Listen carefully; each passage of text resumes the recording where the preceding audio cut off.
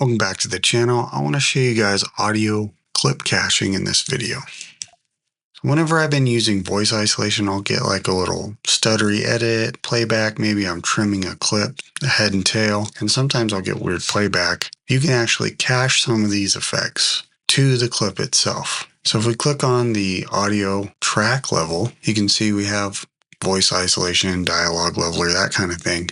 Those aren't able to be cached, but anything you place directly on a clip can. So here I placed a channel strip and a pitch shifter. And if we notice, it says there's an effect and we have this little speaker looking icon now. So to cache your effects, you right click and there's a cache audio effects checkbox. So if we shut it off, those icons go away. And if we go over to our effects level, you can see we have the pitch and I have this channel strip and all their controls are available. And on the audio, I have AI voice isolation just on the clip, not on the track. If we click this and enable the audio caching, it'll do a little progress bar right here and cache all those parameters.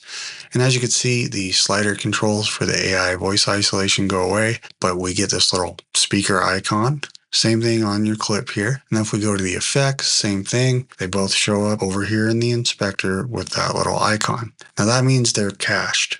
Now if we wanted to make an update or change a parameter, we can still click on that cached thing, make a change, and let's say we bump this up to -7. As soon as I hit this X, you'll see a little progress bar right down here.